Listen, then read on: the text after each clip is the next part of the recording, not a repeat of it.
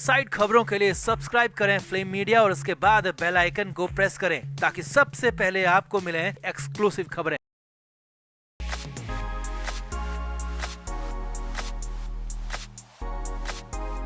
जिस तरह हर पीली और चमकती चीज सोना नहीं होती, ठीक उसी तरह हर मौत सिर्फ मौत नहीं होती। कई बार मौत के पीछे बड़ी साजिश भी होती है। तो जी हाँ, सतीश कौशिक की यूं अचानक हुई मौत भी सामान्य बिल्कुल भी नहीं है और इसे लेकर दिल्ली पुलिस के लेटेस्ट बयान ने सबको चौंका कर रख दिया। सतीश कौशिक के मामले में वांटेड अपराधी का नाम सामने आ रहा है और तो और सतीश कौशिक मौत के मामले में दुबई का कनेक्शन भी निकल कर सामने आ रहा है, जहां होली पार्टी हुई थी, जिस फार्म हाउस में सतीश कौशिक रुके थे और पार्टी में गेस्ट की लिस्ट देखकर पुलिस के खुद के होश उड़ गए और धीरे धीरे जांच में जो सामने आया है वो सब दिल्ली पुलिस ने खोल कर रख दिया। पुलिस को सबसे बड़ी हैरानी उस वांटेड अपराधी को लेकर है जो कि दुबई से दिल्ली तक आ गया, पार्टी में शामिल हुआ और वापस दुबई भी पहुंच गया और किसी को कानो कान खबर भी नहीं हुई। तो कौन है वो वांटेड अपराधी? आखिर क्यों दिल्ली पुलिस को सतीश कौशिक की मौत सामान्य नहीं लग रही? फार्म हाउस की पार्टी को लेकर दिल्ली पुलिस का क्या है चौंकाने वाला बयान? बताते हैं सब। आप भी वीडियो को शेयर करें और अपनी राय कमेंट बॉक्स में जरूर दें।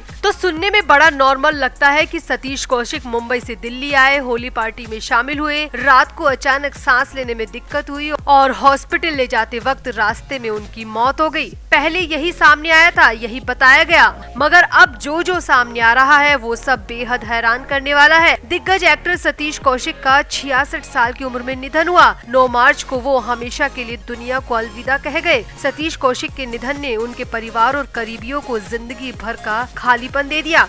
शुरुआती पोस्टमार्टम रिपोर्ट में मौत की वजह कार्डियक अरेस्ट बताई गई, लेकिन अब सतीश कौशिक की मौत के मामले ने नया मोड़ ले लिया है। जब से दिल्ली पुलिस के हाथ होली पार्टी की गेस्ट लिस्ट आई है, तब से ही पुलिस के साथ साथ सतीश कौशिक के परिवार और चाहने वालों के बीच भी खलबली मच गई है, क्योंकि गेस्ट लिस्ट में एक नाम ऐसा है जो कि रेप का आरोपी है और वांटेड भी है।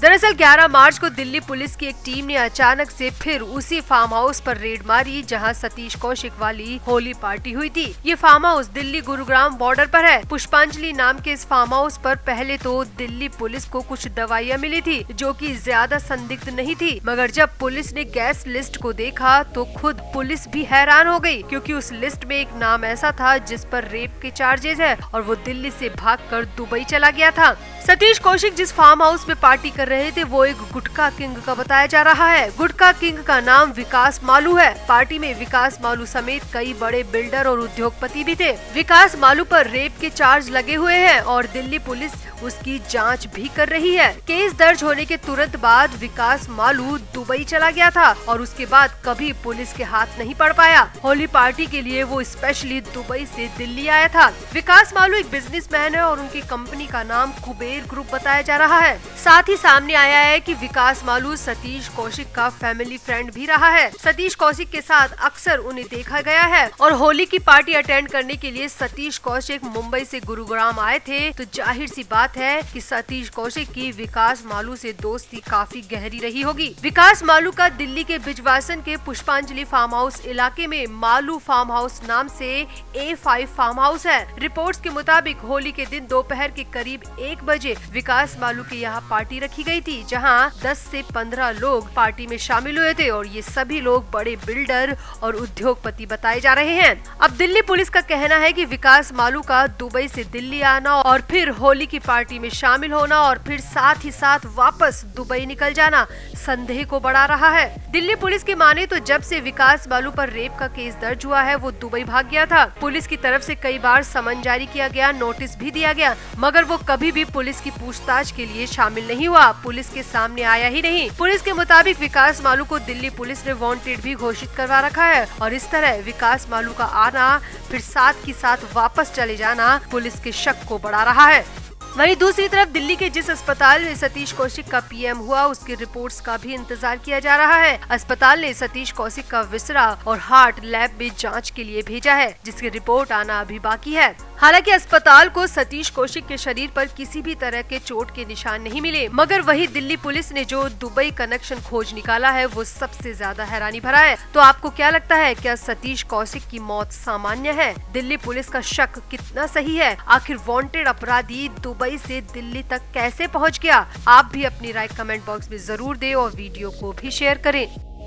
तो पिछले दिनों जब राखी सावंत मैसूर गई थी तो खूब तमाशा मचा कर आई थी। आदिल के घर के बाहर ताला देखकर राखी ने खूब ड्रामा किया था। आदिल के पड़ोस वालों को इकट्ठा कर राखी ने आदिल और उसके परिवार को खूब भला बुरा कहा था। और तो राखी ने तो ये भी कहा था कि वो कभी यहाँ नहीं आएंगी क्योंकि ताला लगाकर आदिल के परिवार ने उनकी बेइज्जती की है। मगर वो ही राखी एक बार फिर से मैसूर पहुँचने वाली है। जी हाँ, ये बड़ी खबर मुंबई से आ रही है, जहाँ से राखी मैसूर के लिए निकल गई है और कुछ एक घंटों में राखी मैसूर पहुंच भी जाएंगी। अब मैसूर जाते वक्त पेपराजी से राखी ने क्या क्या कहा वो सब आपको बताते हैं। तो राखी अपने उसी अंदाज में बोलती दिखी कि हाँ, मैं मानती हूँ आदिल के बिना मेरी जिंदगी बेरंग हो गई है, मगर फिर भी मैं अपनी तरफ से आदिल को रंग जरूर लगाऊंगी। होली का त्योहार मुझे बहुत पसंद है। मुझे पता है कि आदिल मुझसे नाराज है, गुस्सा है, मगर फिर भी मैं उसे होली की शुभकामनाएं जरूर देकर आऊंगी और अपने सास ससुर के पैरों को छूकर आशीर्वाद भी लूंगी।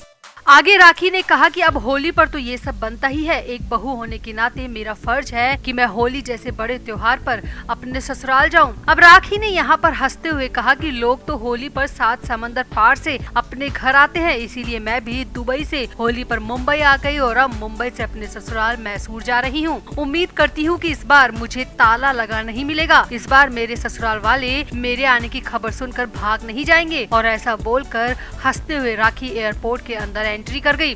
यहाँ आपको बता दें कि पिछली बार जब राखी मैसूर गई थी तो राखी को आदिल का घर बंद मिला था, घर पर ताला लगा हुआ था और ताला देखकर राखी बुरी तरह भड़क गई थी। राखी ने तो ताला तोड़ने की कोशिश भी की थी, मगर ऐसा हो नहीं पाया और राखी को मैसूर से खाली हाथ ही लौटना पड़ा था। अब कयास लगाए जा रहे हैं कि राखी जिस मकसद से पिछली बार गई थी वो पूरा नहीं हो पाया था, क्योंकि आदिल के घर वाले राखी से मिले ही नहीं थे। इसीलिए राखी अब उसी मकसद को पूरा करने मैसूर गई है और राखी का वो मकसद वो ही 50 करोड़ की डील बताई जा रही है, जिसकी पहले भी खबरें आई थी। अब राखी सावंत खुद अपने मुंह से बता रही है कि उसने दुबई में एक्टिंग एकेडमी खोली है, एक आलीशान घर लिया है और लग्जरियस गाड़ी भी ली है। तो सूत्रों की माने तो राखी ने दुबई में बहुत पैसा उड़ाया है और अब राखी आदिल के घर वालों से 50 करोड़ की डील करने गई है, ताकि 50 करोड़ लेकर वो आदिल को जेल से बाहर निकलवा दे और अपना केस वापस ले ले। वैसे भी राखी को अच्छी तरह पता है कि उसके केस में जरा भी दम नहीं है, न कोई सबूत है और न ही गवाह। इवन ओशीवारा पुलिस भी केस को क्लोज करने की बात कह चुकी है और मैसूर वाले केस में ईरानी लड़की अपने लगाए आरोप वापस लेने को तैयार है। इसीलिए आदिल बेहद जल्द 2 महीनों में वैसे ही जेल से बाहर आ जाएगा और अगर आदिल जेल से खुद ही बाहर आ गया तो राखी के हाथ 1 रुपया भी नहीं लगेगा। इसीलिए अब राखी सावंत 50 करोड़ लेने के चक्कर में है और आदिल के परिवार से यही डील करने मैसूर गई है कि अगर उसे 50 करोड़ रुपए दिए जाएंगे तो वो आदिल पर लगाए तमाम आरोप सेटल करने को तैयार है, अपना केस वापस ले लेगी। अब फिलहाल राखी मैसूर के लिए निकल गई है और सूत्रों की माने तो राखी इस बार 50 करोड़ के लिए पूरी तैयारी के साथ गई है। अब देखना होगा कि राखी आदिल के घर वालों से मिल पाती है या नहीं, आदिल से मिलने जेल जाती है या नहीं, या पिछली बार की तरह राखी इस बार भी खाली हाथ ही लौटेगी। राखी की इस इमेंस नौटंकी पर आपका क्या कहना है? क्या राखी 50 करोड़ की डील कर पाएगी और क्या राखी ये सब सिर्फ पैसों के लिए कर रही है? आप भी अपनी राय कमेंट बॉक्स में जरूर दें और वीडियो को भी शेयर करें।